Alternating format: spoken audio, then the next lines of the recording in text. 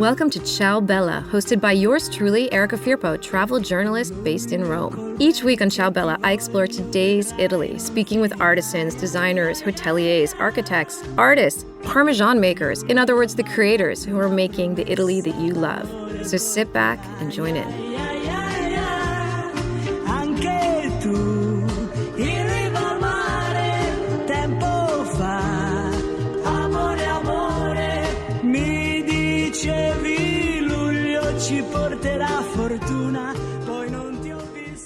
Hi, this is Erica, and I'm here at the St. Regis Hotel in Rome for a very romantic evening with one of my favorite people in Italy, Sara Porro. She is an incredible writer. She writes about food, hotels, travel, she writes about many different things, life experiences. She's the author of several books, and she, for me, is the first person I come to when I need to know anything about Milan, in particular, Milan's food scene, and also where to drink, because that's always my main question.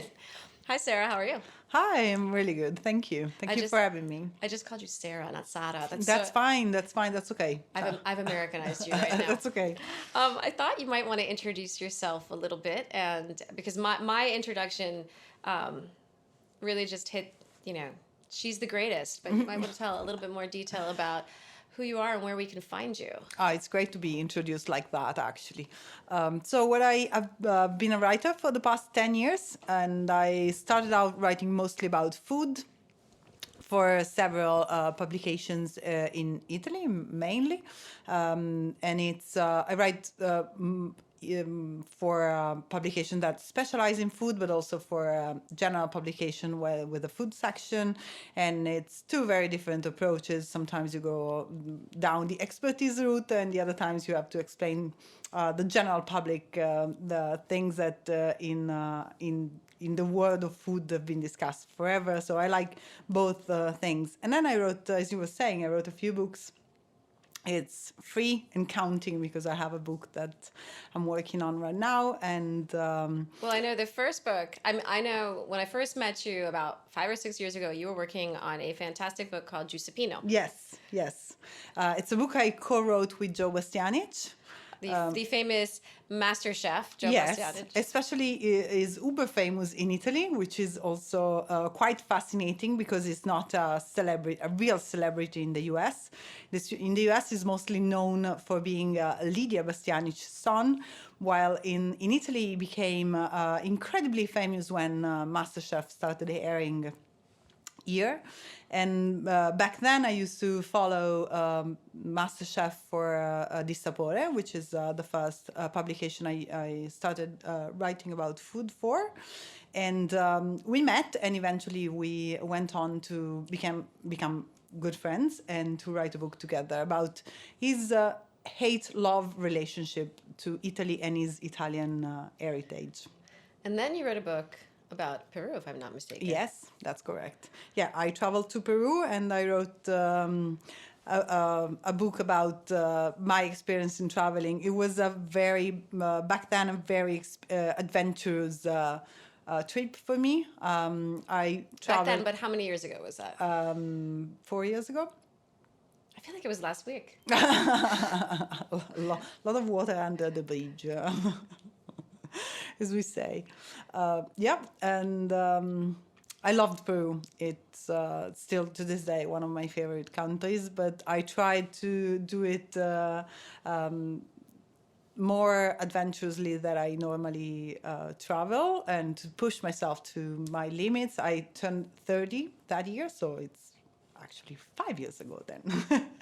And I wanted to take a real trip with not too many comforts. And from there came the book, which is to this day probably my favorite thing I wrote. I had a lot of freedom in deciding how to write it, and it was a lot of fun to write.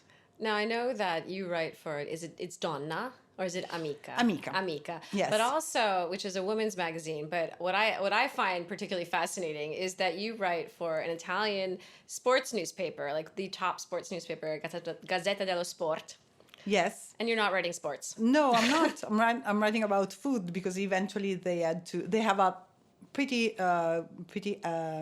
wide lifestyle section, and food is one of the topics. They were very reluctant to write about food, but eventually the editor called me and said, everyone is insisting that we add the food column, so just write it. And I was like, what should I write about? And he was like, you do your thing. I'm not really, I don't want to know. I didn't want this food column to begin with. So that's fun as well. I think that's pretty cool. And I think, it's at first I was like food sport, but then I was like, we're in Italy. That completely makes sense. Yeah, food ties in with everything. With everything. Exactly. Yeah. Now, I want to get a little bit food specific and talk about Milan, because right now Milan is the it city of Italy, and everybody asks me. They always, I get emails and I get calls. Erica, I want to come to Italy.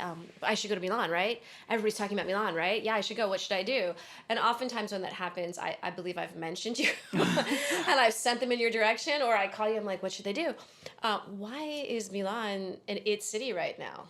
It's so surprising for us, the Milanese. I'm not born and bred Milanese, but I've lived in the city for long enough to consider myself fully Milanese. But the real Milanese would disagree.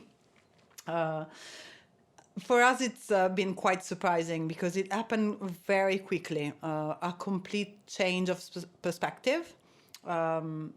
About Milan. Milan used to be considered a grey, dull city, and now things have changed tremendously. For sure, something that happened was the Expo in 2015. Right? Yes, that's correct. Because the Expo, I remember the Expo, I remember when it was happening, and the focus of the Expo that year was food. Yes. So, of course, you're going to get some food kind of fallback. But, Milan went from finance and fashion to finance, fashion, and food in a big way. Yes, absolutely. The theme of the expo was not just food, but it was specifically sustainability in terms of food. So the theme for the expo was feeding the planet. And so that also gave Milan a lot of recognition, because obviously that's a very hot topic, and it was widely discussed around the world. So I think a lot of traction came from it. And it sort of put Milan on the map, not just for food, but as a a city where it's easy to live, where things work well. Sometimes the Milanese get a bad rap for the fact that we're always we complain about the rest of Italy, like we're not really part of Italy, and I don't like that. I love Italy as a country, and I travel all the time, but I have to say that we have a specific mentality. We're up in the north, so and we've only been joined to the rest of Italy for the past 150 years, which for the US it's a long time, but for Europe it's like the blink of an eye. Yes, a couple of weeks. And we have so much in common with the rest of Europe. I would say as much as we have in common with the rest of Italy. So there's differences, and there's a lot that we have in common that we share, of course. But there's a specific culture. It's work ethic. It's been something that people used to make fun of, but now it's maybe we added a fun twist to it. And it's really appreciated. Yeah. And I know whenever Darius and I come to Milan, and then we're back on the train coming back to Rome, and we're like, and it was like, wow, these, I can see how I can do things differently. And then, it's like a breath of fresh air. But then we're also kind of like, that was so different from Rome. Well, I love to list all the things that I love about Milan, without necessarily adding comparison to something that's not quite as great, especially in Italy. I like to focus on what's good about Milan, but for sure I love everything about it. But what you're saying, you said something really important, is the creative twist, and that is like one of the. I think Milan has always been a really creative city, even if a lot of people haven't seen it, because this is a city. It's a city of industry. A lot of the cars, not the cars, but I think it's like the tires are from here. The textiles are from Milan.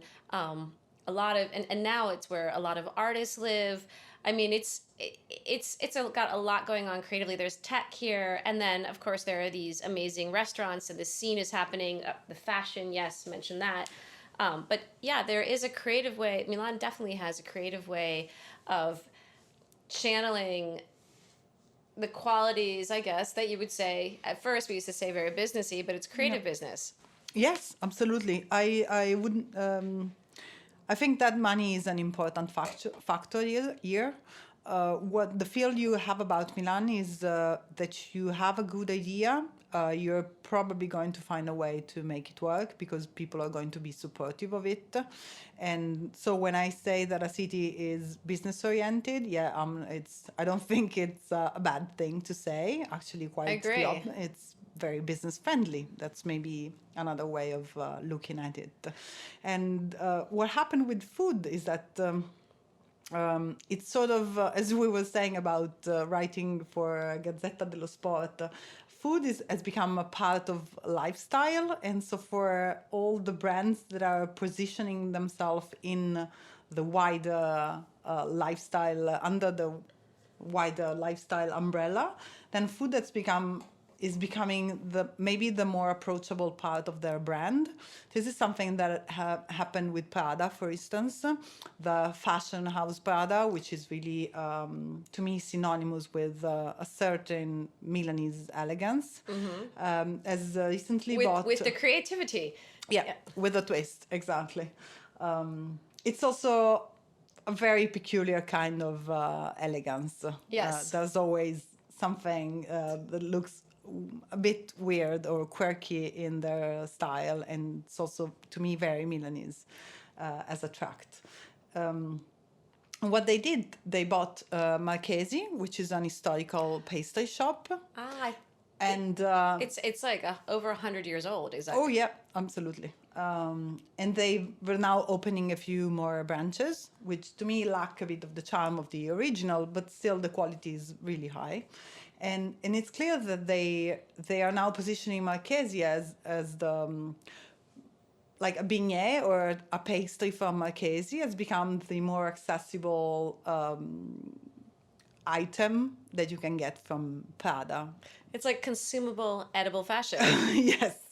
That tastes really, really good because when I saw you in, I think I forgot to tell you this, when I saw you in Milan last week, which by the way, this is the third week in a row that I've gotten to see Sara, and this time it's on my turf. But I went to Marchese on Via Monte Napoleone. Yes. And I was just like, it was like a jewel box. It was so beautiful.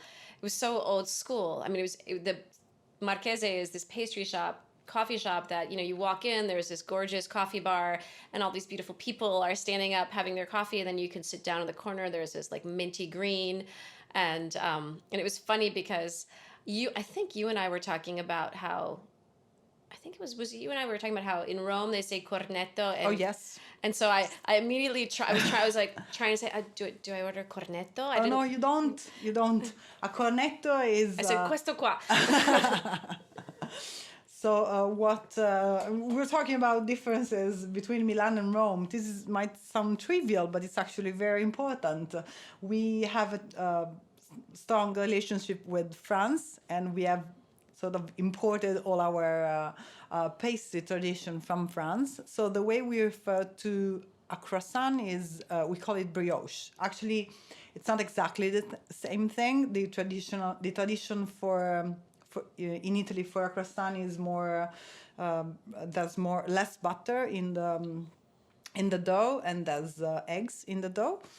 So it's a bit more similar to bread. It's like a mix between a croissant and a bread, and that's why it's called brioche. So it's similar to the French pain brioche in a way.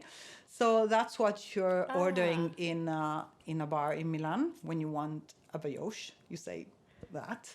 While in Rome, and will never cease to puzzle me, it's called a cornetto, which is also a popular ice cream in You were Italy. saying that's Yes. you always think of the Algida ice Yeah, cream. and I'm always worried that I'm gonna get the wrong thing whenever I say That someone's on going to hand you a cone. it. Yes, And you're just like, exactly. no, that's not what I wanted. I wanted the brioche. So let's get back to this idea of Milan. I know that this Milan is a new city. We're saying it's been about the past 5 or 6 years. There's been a heavy investment in not just in restaurants, but in top quality restaurants. And I know that you know a lot of them. In fact, you every time I come visit you, we go to a new one, which can be an old one. I mean, it doesn't for you. You're always discovering new restaurants, but you know every restaurant, so it's been great for me. But I wanted to know, like, what I guess, how do you perceive everything that's happening in Milan with the food trends, and then can quality new restaurants still come about, or is it getting a little trendy? So I think a lot of people are probably they think that the food bubble is about to burst. Personally, I don't think that's necessarily the case. I think there's still more room for restaurants to open and quality restaurant to open. For sure, there's been a lot of investment and a lot of restaurants have opened in just last few years. But so a lot of it is trend driven right now. Which Things that is have, normal. it's normal. It's normal, and it's also it testifies of the fact that Milan is becoming an international city. So everywhere, in every big city of the world, everyone is now eating poke, and why not in Milan? People want to eat poke. It's not. I don't mind poke. It's actually quite good, but obviously it's not the sort of restaurants I like to focus on. Um, I'm not fond of the word authenticity. I don't think it means a lot per se, but for sure. So I don't like restaurants that open that are based on what's really like. You could look at the Google AdWords and figure out what's going to open based on the popularity of single keywords. Right. Poke is an example, but there's so many, and I like my restaurants to have a bit more soul, and I don't think that's. I think that's exactly the right word. So what restaurants for you in Milan have soul? Well, there's many in many different price ranges. I What would, think sorry, what I was going to say, what would you think as far as, okay, because I think we talked about this before. What would you say would be a restaurant that's old school, not old school, but that's long lasting, that you would say has soul, and what would then you suggest, or what would you say would be maybe a newer restaurant? so. The in terms of traditional Milanese cuisine, there's not. First of all, there's not a lot of restaurants making traditional Milanese cuisine. It's very much unlike Rome, where basically Every restaurant is every Rome. restaurant, yes, they make. There's no way you're going to a Roman restaurant and you're not finding gricia or cacio e pepe. Right. It would be blasphemy. So And what's just to let our listeners know, what's typical Milanese cuisine? if you had to mention probably the two the two dishes that are synonymous with Milanese cuisine, I would say risotto alla milanese, which is risotto with saffron, and the other one is cotoletta alla milanese. So I love the cotoletta. veal cutlet, breaded and cooked in fried in pan fried in clarified butter. Those are really the two quintessential Milanese dishes. But you're not going to find them in a lot of places, actually. The Milanese today are they eat sushi much more often than they eat risotto, for sure. So there's a couple of places that are doing high quality Milanese cuisine. Obviously, the Milanese cuisine tends to be quite heavy. It's heavy in butter, and it's not very vegetable centric, if that's what you're looking for. So any restaurant that have takes wants to have something to do with the Milanese tradition still has to take into consideration that the taste of people have changed a lot. So it makes sense that you would make adjustments. So it's less heavy, and maybe there's just to meet the more modern flavors. But couple of restaurants that to me are making traditional Milanese cuisine in a great way are for sure Ratana, which to me is like one of my favorites to this day. When it opened in 2009, it really paved the way for a lot of the new restaurants that were to come. So a beautiful location, a beautiful, very contemporary design of the restaurant. What part of Milan is it? It's in the Isola district. So the Isola district used to be a very working class neighborhood, and I mean, this is also controversial because obviously something has been lost in the process of gentrification. Some of the more recent developments in the area, the Unicredit building, which has become Is that the Gaiolenti? Yes, that's correct. Like the tower that, yes. Yes, that's one of the new landmarks of Milan, and for sure, I mean, Isola I used to live in Isola. I'm now completely priced out of Isola, for instance. Yeah. So obviously that's what happened when on one way it becomes so much more beautiful and interesting. On the other way, like normal people are pushed out of districts. So that's the good and the bad. But when Ratana opened in 10 years ago now, it was the first restaurant of a new wave of restaurants who could really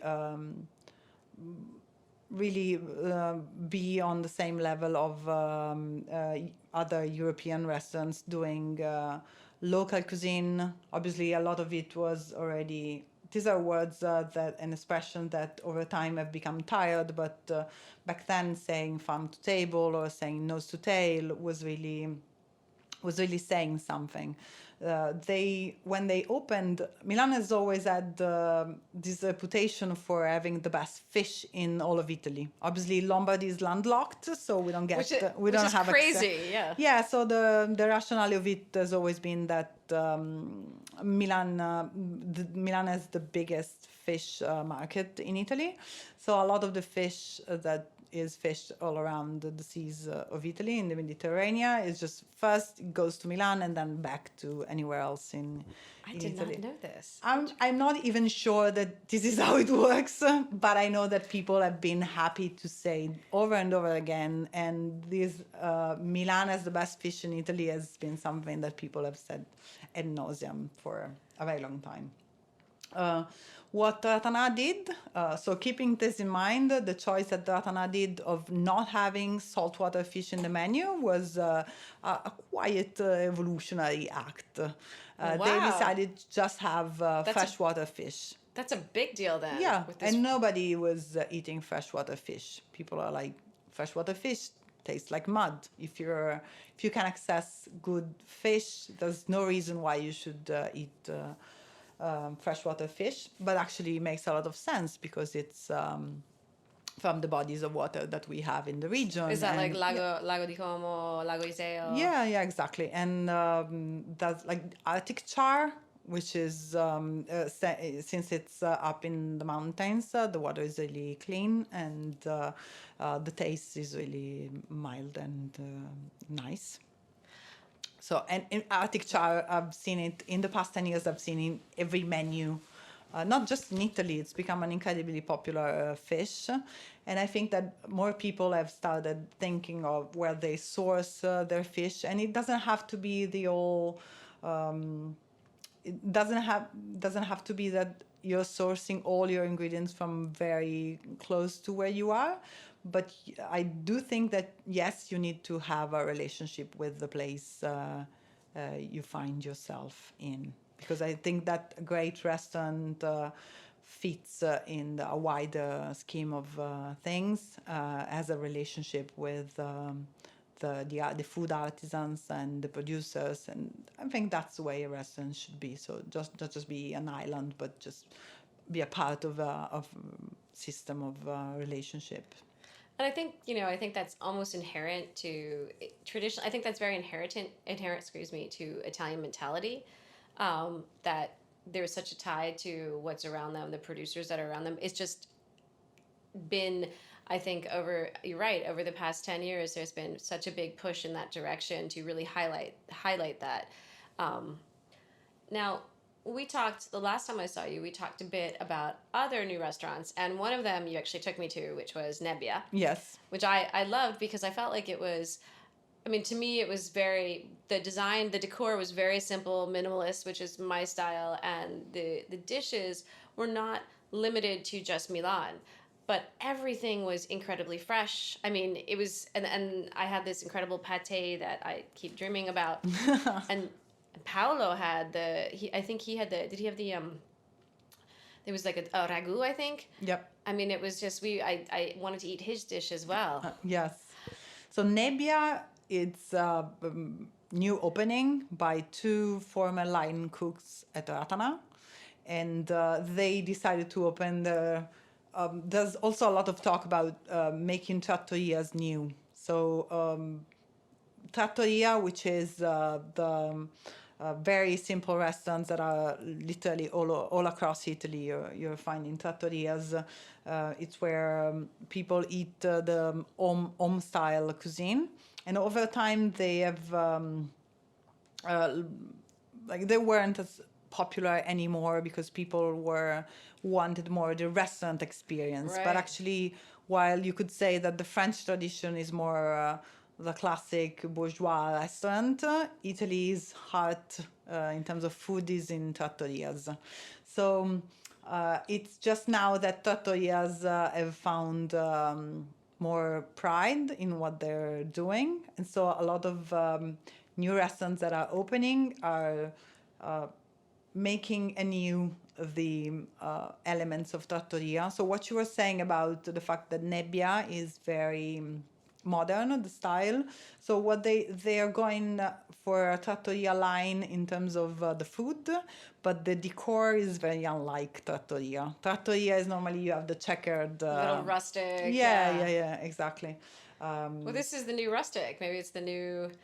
I mean, the nice thing is that there has to be an evolution. This idea that when you go to Italy, that you eat at a tabletop that's covered in a checkered tablecloth. Yeah. That's a stereotype, and Yeah. it has to change. I mean, they still exist, but Yes. but it's nice to see that.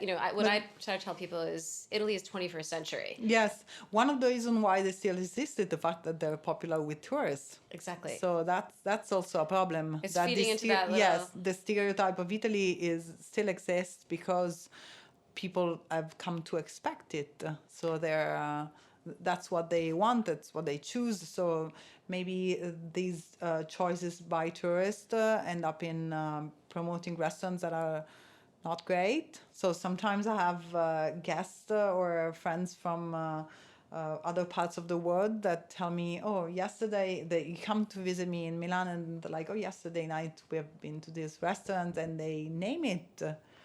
I'm like, I have never heard this name before, which is actually quite surprising because Milan is not. I'm not saying that I know every restaurant you in the do. city, but Milan. You Milan do know is, every restaurant. I don't.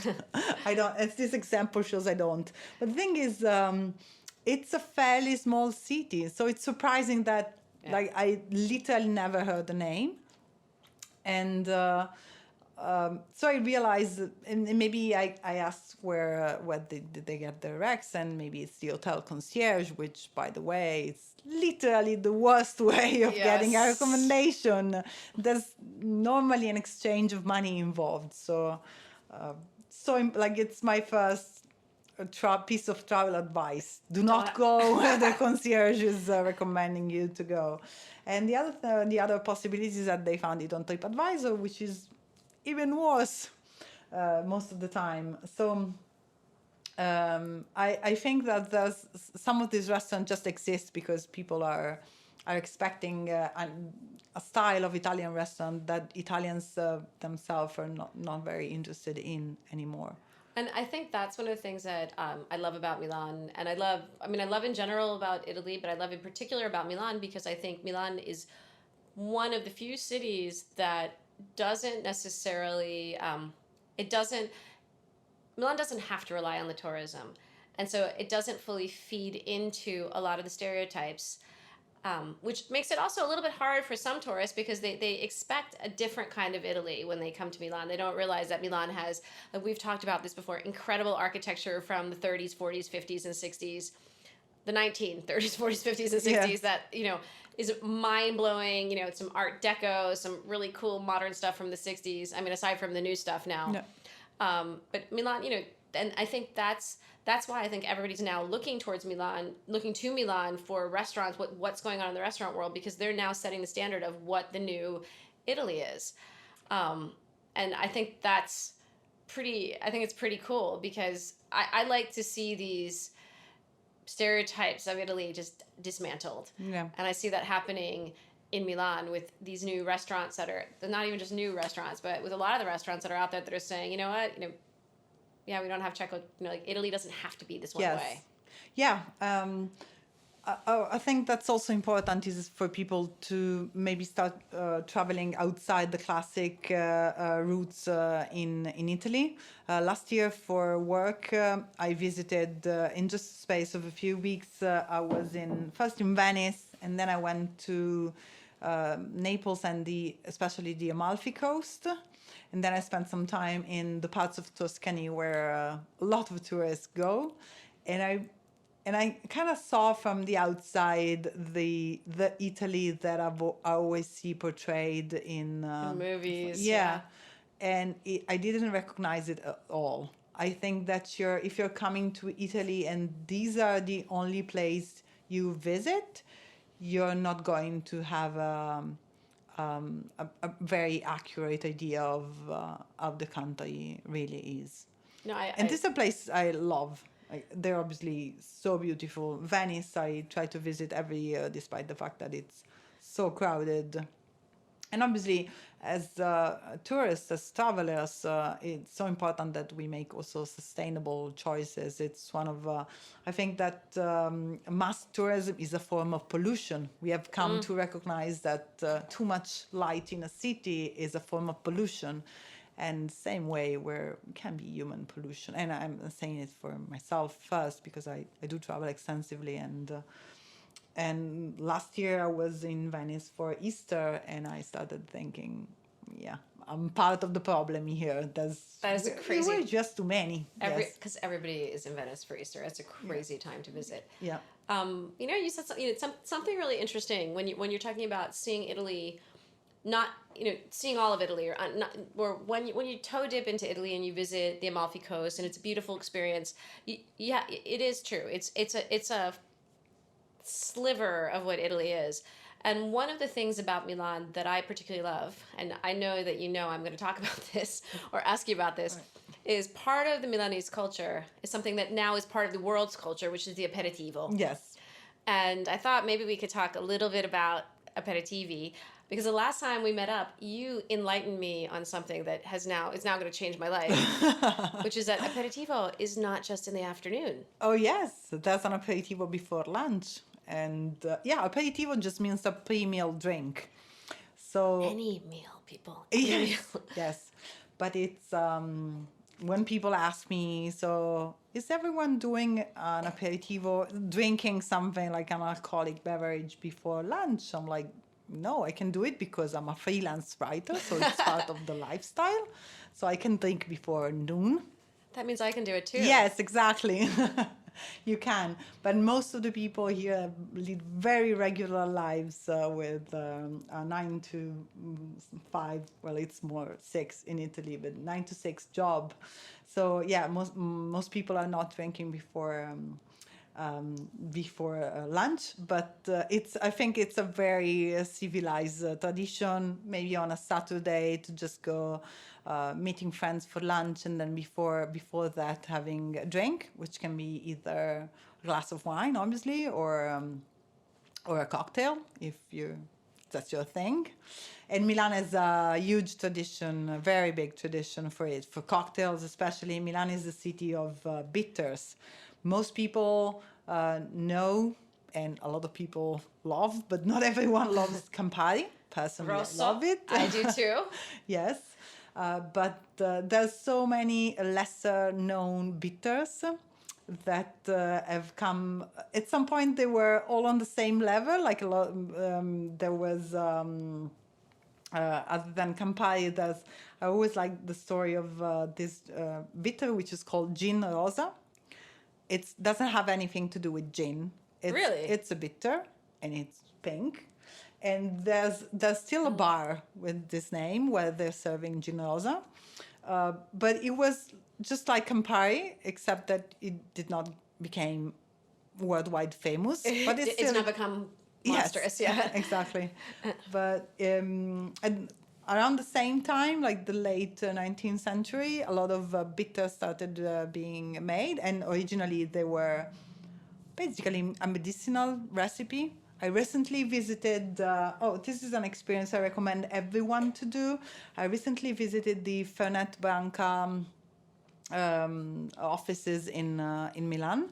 All of the production of Fernet Branca is still, to this day, it's made in the heart of the city of Milan. Really? Yes. I would not have thought of that. Yes. Wow. Well, actually, they also have, they also produce Fernet Branca in Argentina, of all places. Because they're Italians there. Yes, Because they moved exactly. there. They moved there and they were like, yeah, but we really miss Fernet Branca. So that's a very simplified version of the story. But I've never been to Argentina, unfortunately. I would love to go, but I am told that the most popular drink in Argentina is to this day is something called Fernandito, which is Fernet Branca and Coke. Apparently, which is like a Cuba Libre for Argentina, and most It's like an Italian Argentinians, Cuba Libre. It's like an Italian Libre. most Argentinians would not believe that Fernet Branca is actually from Milan and not They from. think it's Argentinian. Yes, apparently yes. And the museum, the Fernet Branca Museum, is beautiful because you have to think that these producers, and the same goes for Campari. Campari has a great museum in outskirts of Milan. Oh, wow, okay. They had money to spend on and the possibility of hiring the best of the best in terms of artists all over the 20th century. So they had the best minds for copywriting, for designing Those beautiful beautiful posters. ads, yes. Exactly. And they were literally the best artists of the time. Because they had the same way. I always like it to compare when people say that the Playboy magazine had the best writers of their time. I'm like, yeah, of course, because they could pay well because people were buying Playboy for other reasons. Right. But the result was that they could pay a nice compensation to writers. And the same thing with Campari because everybody's drinking. Yes, exactly. So I know, I vaguely know. I don't really. I know there's like a whole family tree of drinks that starts with Campari. Can you tell me a little bit about this family tree? So it all starts from marriage. So since we're talking family tree, it's the marriage between a drink that's traditionally from Milan, which is Campari, or a bitter in general, with vermouth that is from Turin. Vermouth is wine. The base is wine, fortified wine with herbs and several other ingredients. And when the two come together, so a vermouth and a bitter, it's what we call a Milano Torinio. So Milan and Turin. Which is what I call you and your boyfriend because exactly, he's from Torino. because my boyfriend is from Turin. And then once you add soda water, what you get is what we call an Americano. Because the cocktail culture in the US, basically we imported our cocktail culture from the US. So back then, every cocktail was called an Americano because it was an American style drink. Basically. Okay. So the Americano was, it's just vermouth and bitter and soda water. And then if rather than having soda water, you add gin, then what you have is... Negroni? Yes. You're a good student. No, but you know me, I can't drink a Negroni because it's too strong. Yes. And so I choose to go with something slightly lighter. which yeah. is the Negroni Sbagliato. That's correct. And Negroni Sbagliato is literally means Negroni done wrong. And it was invented in Milan. Negroni, the cocktail, was invented in Florence, where the Count Negroni would have his Americano, but he would substitute gin for soda water because he wanted a stiffer drink. Right. And the other patrons of the bar eventually decided that they too And he liked was the called cocktail. Conte Negroni, right? That was a person, so it was the count. Okay. But then people over time started saying, so I'd like my Americano the way the Count Negroni takes it, and eventually it just became the Negroni. In the 60s in Milan, the Bar Basso, which is still alive and kicking, and it's a great place that I recommend everyone to visit, invented the Negroni Sbagliato, which means Negroni done wrong. And it substitutes sparkling wine for gin, so it's a lighter take on the Negroni. And the origin of the drink is the fact that in the 60s, women were starting to go to bars, which is not something that was common before then. Men would go out and women would stay home. But in the 60s, women started going out too. And the Negroni was too much for most Like of it them. is for me. Like it is for you. And so the Bar Basso figured that that could be a good alternative, and it became incredibly popular, and it's still one of the most popular cocktails in Milan and in Italy as well. So I remember like 5 or maybe even 10 years ago, I went to Cova, which is another one of those historic bars in Milan on Via Monte Napoleone. And I sat down, checking out the scene, and these two women, retired age, sat down, super fabulously dressed, and they ordered 2 drinks. And then the waiter came to me and I said, I am going to have what they're having. Because they just looked fabulous. The drinks looked fabulous. Like, I just wanted to be them. And it turned out that was my first time with the Negroni Sbagliato. And then I was convinced after that is my drink. Yes. And also, in that instance, you also made acquaintance with the peculiar style of the fabulously dressed elderly Milanese lady, which is what we call in Milanese dialect a shura. A word that does not exist in Italian? No, it's not an Italian word. It just means a lady in Milanese dialect. But as I was saying earlier about Prada. Prada is exactly this specific kind of elegance. So being incredibly elegant, but at the same time there's something like a quirk to it. And so you might be like the colors might be a lot, or some accessories are just not what you would expect on a regular elderly lady. And so that's we have a word for it in Milanese. And that's shura, and that's why that also describes the Negroni Sbagliato, because it's not the Negroni that you would expect. So if that's my go-to drink, what's your go-to drink? Just the regular Negroni. It's my You're it's my favorite. You are pretty tough, I will say. Yes, and I have to say that after my pregnancy, it's well, obviously I did not drink during my pregnancy, and it's been quite hard to develop again some sort of resistance. But I am absolutely I want to go back to my previous levels. So you know what? Next time I'm in Milan with Darius, because his favorite drink is the Negroni, we'll be Negroniing it. I'll Sbagliato, and you guys can do it correctly. Okay. So that leads me to my last question, and I would love to know where. I know you know some great places, but where are the quintessential places in Milan to have an aperitivo? Aperitivo, there's it depends if you're a regular in Milan or if it's your first time. For a first timer, I would really recommend an aperitivo overlooking the Piazza del Duomo, because it's just Piazza del Duomo is obviously where a big Gothic cathedral It's spectacular. the landmark of Milan is. The Duomo is all made in marble, and the color varies a little bit with the different light at any time of the day. So it's great before lunch. And it's also beautiful at sunset. It's all these pink hues that are really beautiful. So I will never get tired of having a drink at maybe Camparino. Oh, the little Yeah. Campari bar. Yes, inside the Galleria, so That's a just personal overlooking favorite. the Duomo. Just I recommend if you're going, just stay at the counter and have a drink at the counter because it's a more authentic experience rather than sitting down, which is more a touristy thing to do.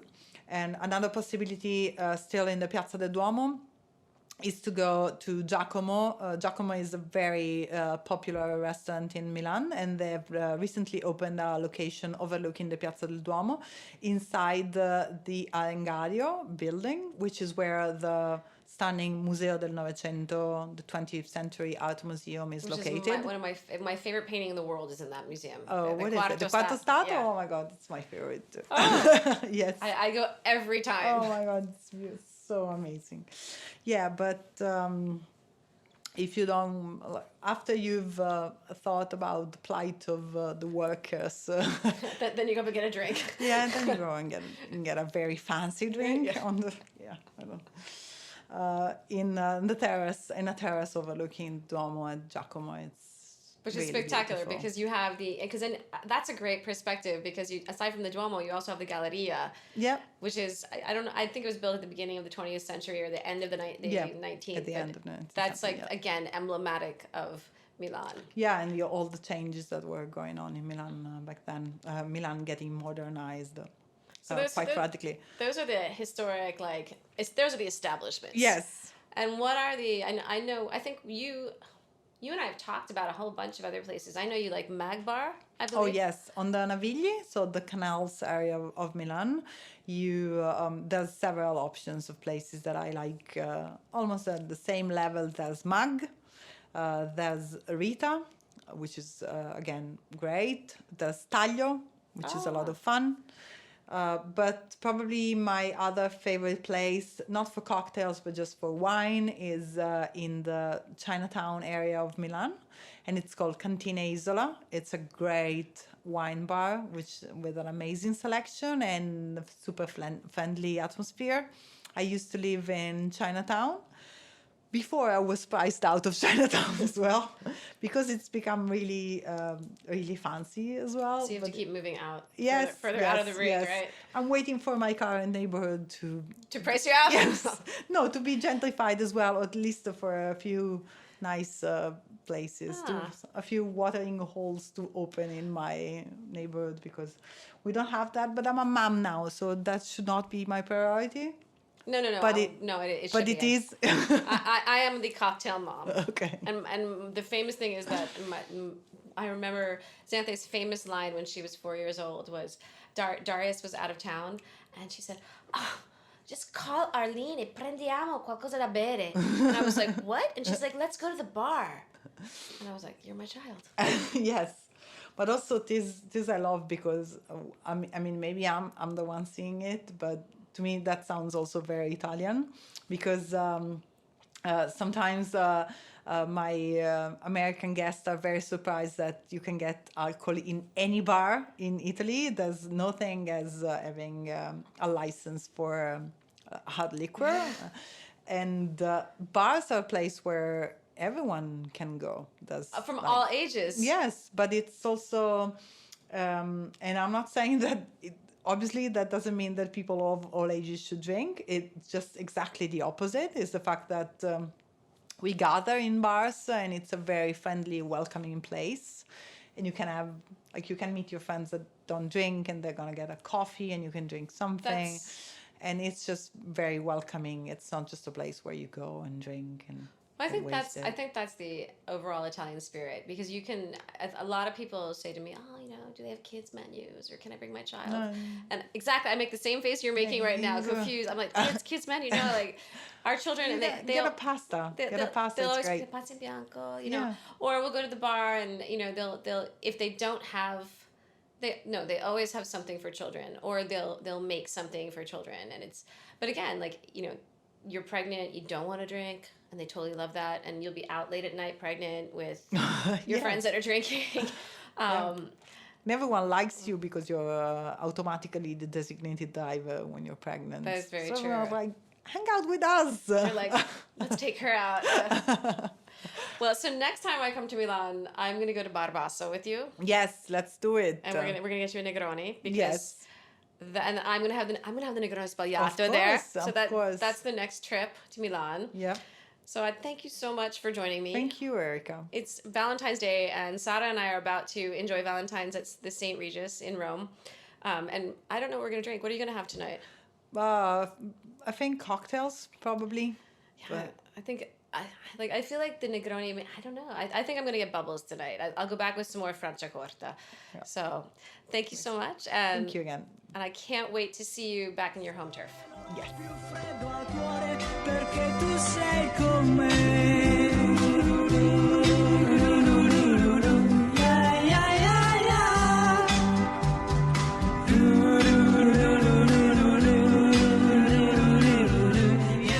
Thanks for listening to this week's episode of Ciao Bella. You can find all my episodes on iTunes, and if you have time, subscribe, rate, and let me know your thoughts on the podcast. You can also be part of the podcast by donating. Find Ciao Bella on patreon.com, where with as little as $1, you get behind-the-scenes photos and videos as I travel all throughout Italy. To learn more about me and my work, go to my website, ericafirpo.com, and follow my Italy adventures on Instagram at ericafirpo. Ciao Bella! And a very big thank you and hug to Massimiliano Yonta and Dis to Dis Studios, the producers of Ciao Bella who continue to make me sound and feel great.